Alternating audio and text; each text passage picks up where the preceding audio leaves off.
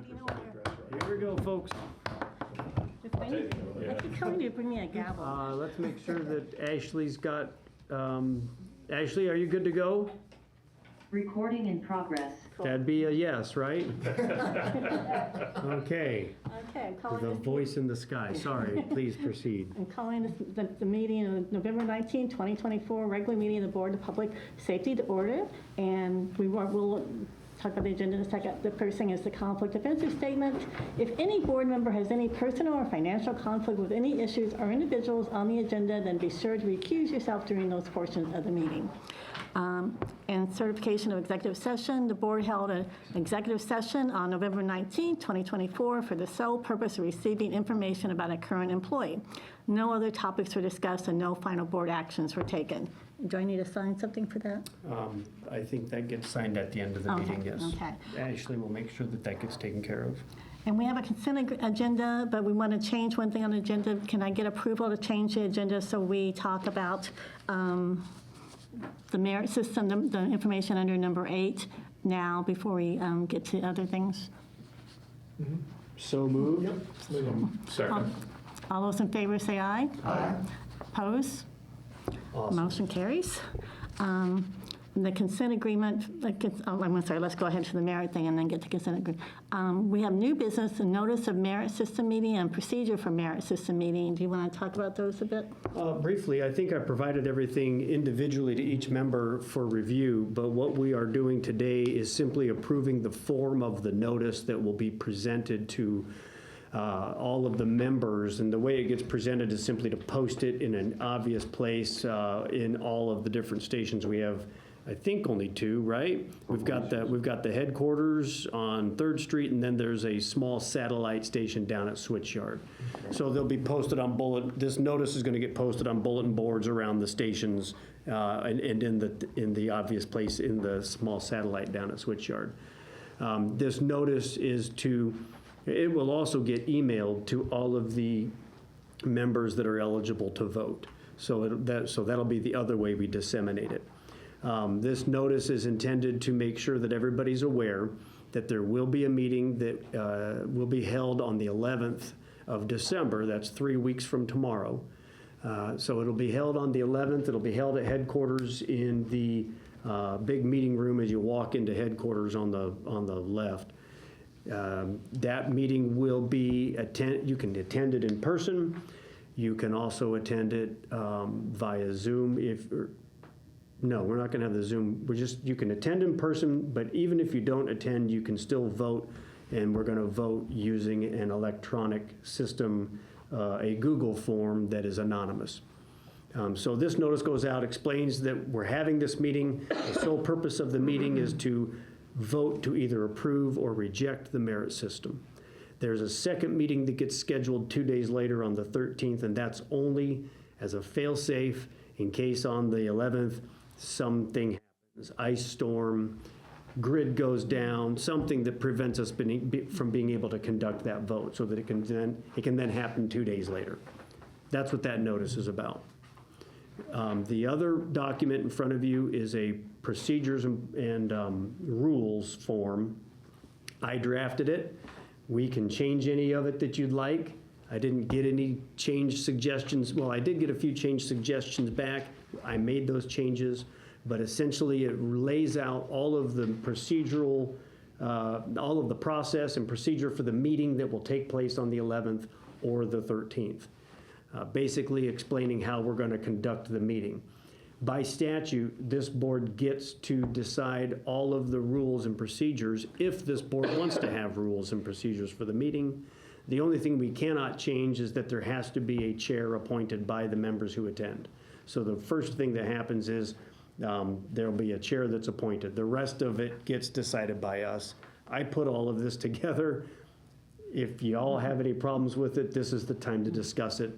Otherwise, if you'd like to approve it today, that's what's going to go along with the notice. I'm sorry. That's what we're going to explain to each and every one of the members. We're going to have an opportunity for 3 weeks to explain to all of the members in roll call meetings what this meeting is for, what the rules and procedures are. We might post the rules and procedures somewhere on the bulletin boards, but bottom line is, when the meeting starts, the rules will get read again to anybody who happens to be attending, and all members should by then know that when the polls open, all they have to do is get on their phone or their laptop or their iPad, go to Google Forms, vote yes for the approval of the merit system. Yes, I want the merit system, or no, I do not want the merit system. IT provided a sample Google form vote yesterday for us to jump on. I went on and voted just yes or no. It's anonymous. It doesn't track what I voted. It just tallies the vote. I tried to go back and jump on a little bit later just to see if I could mess around, and it wouldn't let me on. So it's super simple. It does exactly what we want, and so we're recommending using Google Form as the electronic version. The reason why we're doing it this way, as opposed to just having one big meeting where everybody gets to come in and gather in a hall and show of hands or do a secret ballot by writing it on and putting it in a ballot box. The reason we're doing it this way is because we've got 3 different shifts. So at any given time during the day, you've got police officers who are asleep, police officers who are not on duty, and then you've got a handful who actually are at the station, but even those folks might be out on patrol, they're doing other things. It's going to be very, very hard to get everybody in a room at the same time, and if we did, there'd be a heck of a lot of payroll to pay, and we'd probably be spending somewhere in the range of about $7,500 to have this meeting. So, the statute says that there has to be a meeting, and only members who are full-time paid members of the police department get to attend the meeting. So we're going to have the meeting. It's going to be there. The chair will get selected by the handful who attend. The chair will sit at the meeting for the total of the amount of time that the polls will be open. But one of our rules is you don't have to attend in order to be eligible to vote. You simply have to be one of the active full-time paid members. That makes you eligible to vote. The statute doesn't say that we can't do it this way. So that's why we're doing it this way, to allow all of because otherwise, I don't think we'd be able to get enough people in the room, and we wouldn't be able to carry a vote one way or the other. There wouldn't be a majority that votes. So. And the vote you cast won't count, right? The vote that I cast was was fake. So, at any rate, that's what we're doing here. Any questions that I can answer? It's simple majority.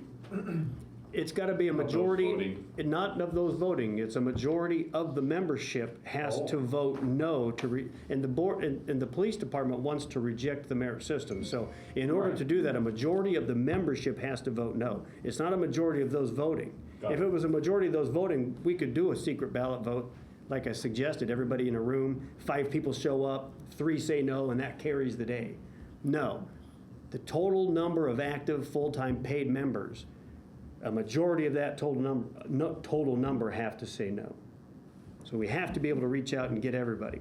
And this was the best solution. Actually, Scott told me that would be the only way we could probably make this work. And after a lot of hand-wringing, he finally convinced me that, yes, this is truly the only way we're going to get this done. So, good job, Scott. Is this an appropriate time to ask about just like the little p politics around this? Relative to what the police department wants, relative to what the city wants, relative to what the mayor wants, relative to what the membership wants? What's that dynamic? Well, I don't know that dynamic. I don't know what the mayor's office does or does not want. So I think the city council rejected it. The city council was, we went to city council. The chief of police was there, advised them that a straw poll had been taken. And a majority of those who bothered to provide a yes or no to the straw poll indicated clearly that they don't want a merit system. The union and its union reps indicated clearly that they don't want a merit system. So we came to the council, provided that information, provided a resolution for them to say that we, the council, reject a merit system. Based on the Based on that feedback recommendation, from the police, okay. In fact, one of the council members was like, well, if they don't want it, who are we to say they should have it? Right. So, and everybody agreed. And that's step one. Because before the end of the year, we have to have those two things happen. A majority of the council members have to reject it, and then a majority of the active, full-time paid members of the police department have to reject it. You mentioned 3 weeks. There's a 3-week kind of discussion period. 3-week notice period to say, hey, we're gonna have these Is meetings. that statutorily defined? or Yes, is it it's. at least 3 weeks? It's at least 3 weeks, so Is had we. 3 weeks enough? Oh, Yeah. yeah. I would think. Yeah, they're fully cognizant of what's going on. We just have to meet the statutory requirements. And we wanted to try and avoid the holidays because even more people would be taking time off. So we're trying to get it in that sweet spot where we might capture everybody, and so. Who validates the vote? Well, the chair initially needs to validate the vote by looking to see what the results of the vote are and determine what that result is. Did we reject it? What's the governing body? What's the body that affirms the The vote? chair Of? the meeting. So whoever shows up to the meeting, if it's 3 or 5 or 10 people, those active, full-time paid members select a chair. Gotcha. Then the chair appoints Scott Oldham as vice chair. And at the end of it, when the polls close, and we're going to have the polls open for 4 hours, is that what we said I on? think he said 3, anyway. I think it's 4. Yeah. But it's going to sit, if we start at 2, the polls open, it sort of straddles shift lines, but gives enough time for everybody to be able to wake up, get on, do their vote.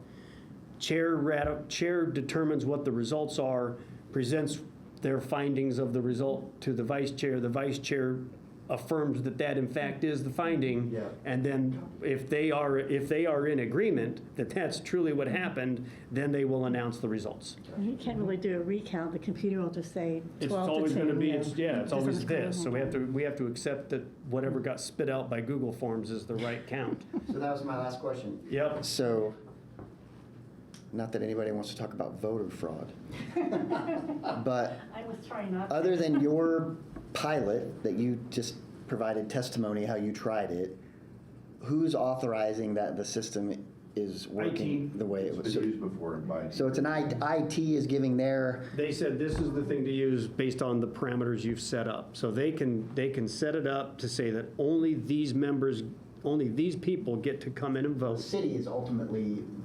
authorizing the use of the electronic The ballot. city has used this system several times in the Yeah. past for anonymized surveys. So, Yeah. Thank you.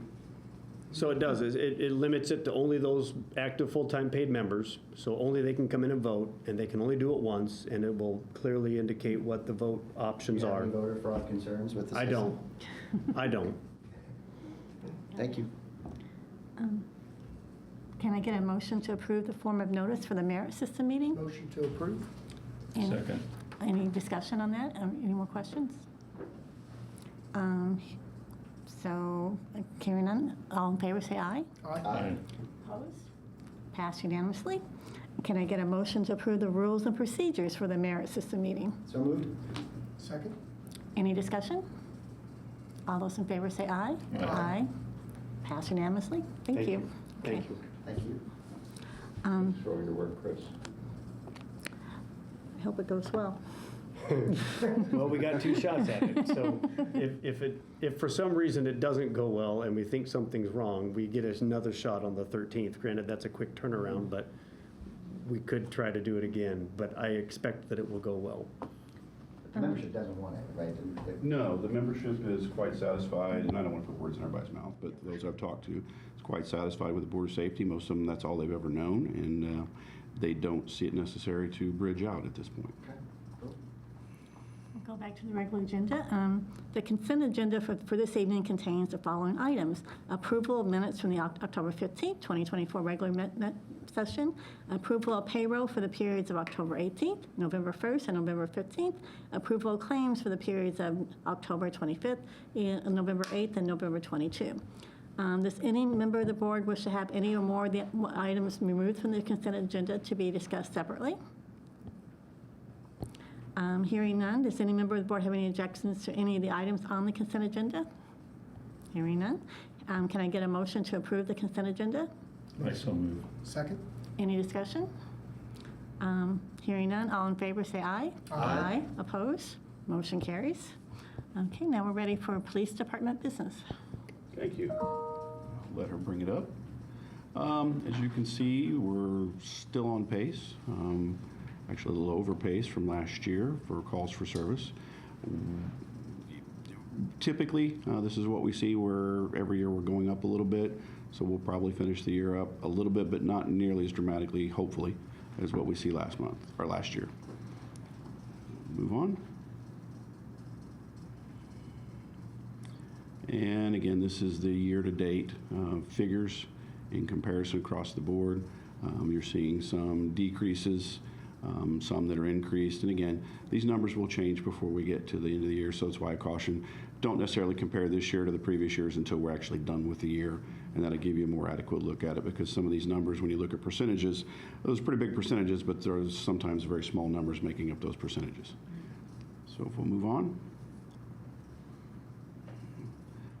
Traffic stop comparison is what we've been projecting for you in the past. They continue to rise, which continues to do have benefits for us, because it is, we think, lowering some of the numbers. Historically, it's been useful in controlling some of the violent crime and some of the more serious property crimes, and we're seeing the return on the investment there. Move to the next. As we can see, we're seeing some of the crimes involving weapons continue to go down. Again, those are kind of cyclical, so all of a sudden we could have an outbreak in the next day or two and make those numbers go up, but we've seen a pretty substantial decrease from last year and again from 22. So again, I think some of the efforts, the proactive efforts of the officers in their districts are beginning to really pay dividends for those people who would otherwise be victimized. Adult arrest, we seem to have wound up the same in November as we did last year, so don't know what to tell you other than same. And number of juveniles, we did go up. We had a couple involved in some unfortunate series of events where they got charged, but the numbers are, again, 16 one year, 19 the next. So this is, it is not the end of the hate crime reporting period. So you see those numbers come out in January, be the next time you see a report. Again, the nuisance calls for service, the vast majority of them are disturbance. Then there's the intoxication, although, again, as we've discussed before, a lot of the disturbances will have intoxication as a component part of it. So it is very simply what it is. Those that get reported as disturbances are what we show you. Training hours, I think we were a little bit down this month compared to last month. Some of that's situational because of the number of officers we've got. One officer attended a field training officer course to become an FTO. That will definitely help in the future. 17 officers finished their state-mandated online courses. One officer did the pre-basic course coming out of the Law Enforcement Academy. All the officers that were working and could attend took part in their low-light qualification course for firearms, completed the fall defensive tactics training course. And then we had the usual critical incident response training, civil disturbance training, and the canine training hours. You see represented there. Community engagements, again, we had 27 this month for 135.36 hours. I'm not sure what 36 hours is, or 0.36, but we'll go with that. And you can see the various things that we did. It was all over the map. This month it was kind of fun because we did some Halloween stuff. We did Coffee with the Cop, the rape regression defense classes. Again, just a variety of different things, including both the cities and the department's residence academy.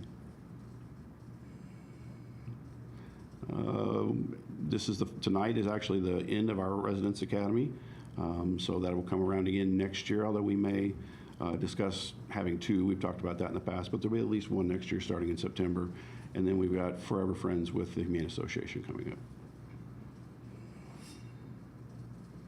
Social workers, again, the numbers continue to go up for these folks.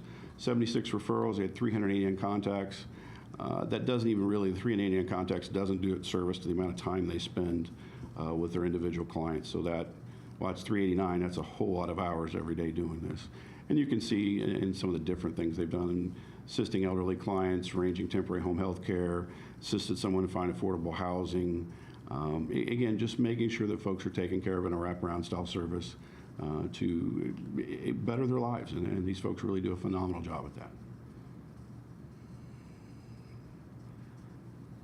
Under general business, that's about it. You're going to see some expenditures for end of the year things, some more body cams, because now we're to the point where we're beginning to grow again. We're going to need more body cams, so those are coming in. And you'll see some other expenditures. There'll be one coming up for some radios and other things, just again, kind of rounding out the equipment packages as we move forward. And we need to consider the promotion of Elijah Britton.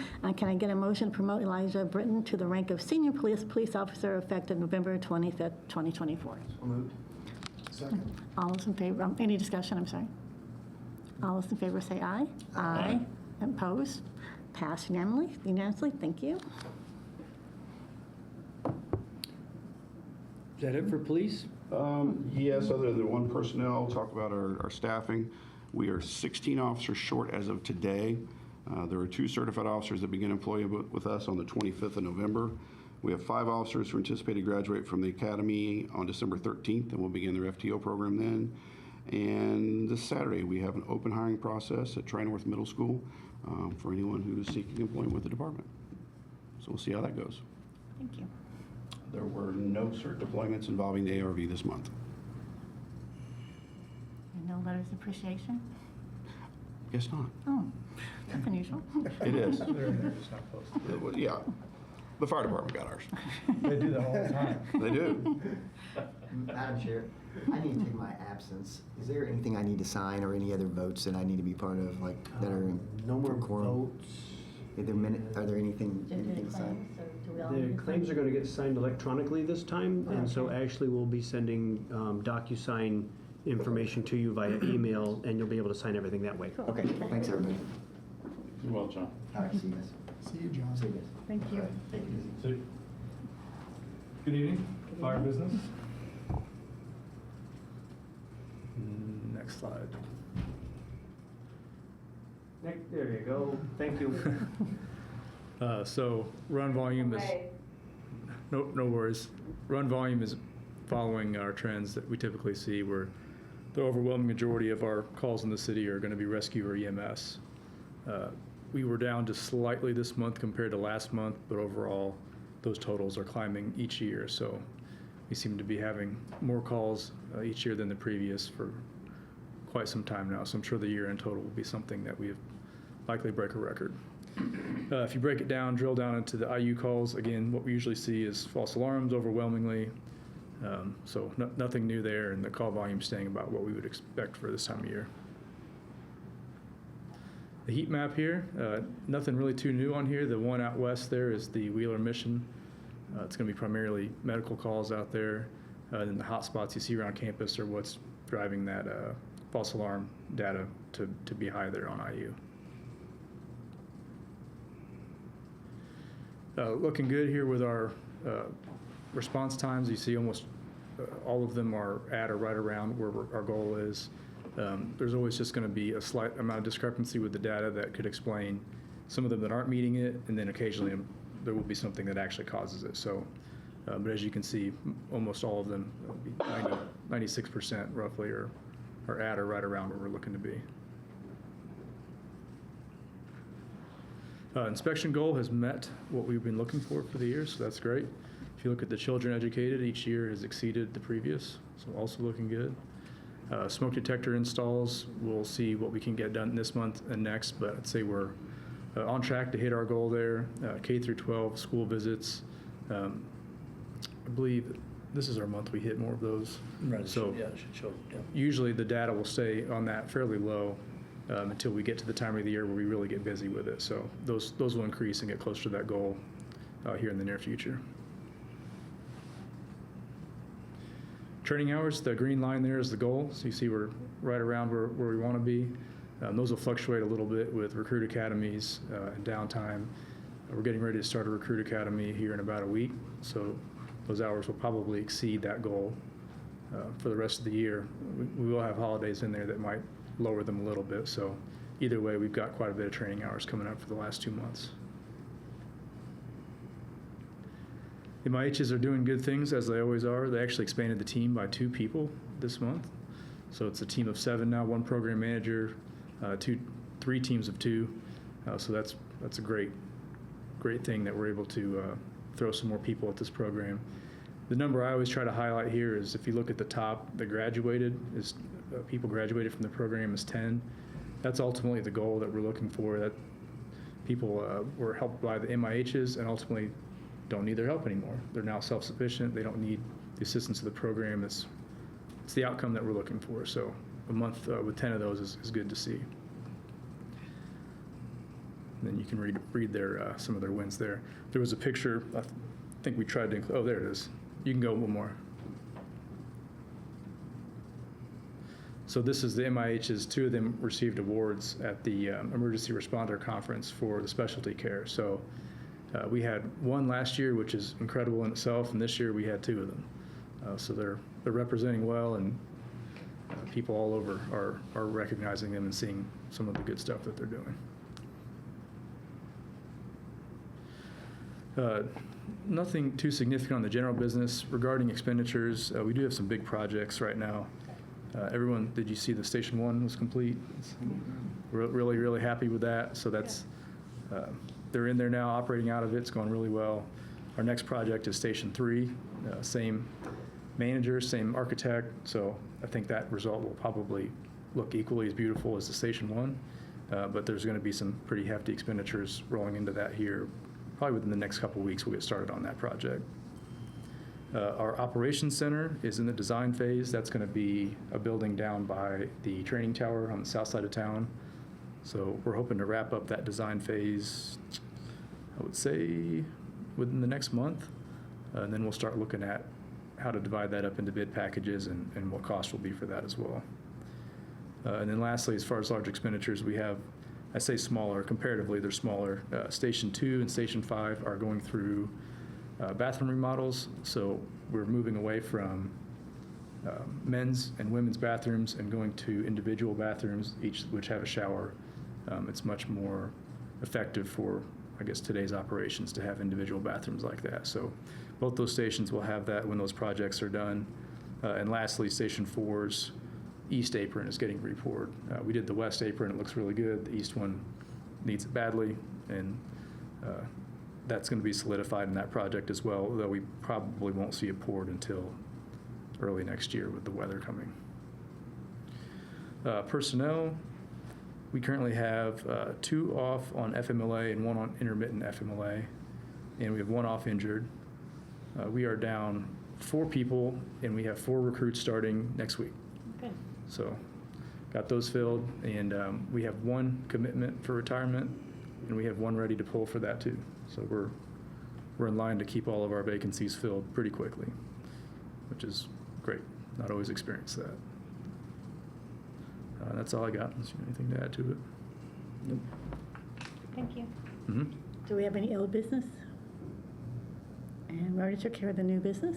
And I don't think we have any petitions and communications from the public, so someone want to adjourn the meeting? Thank you.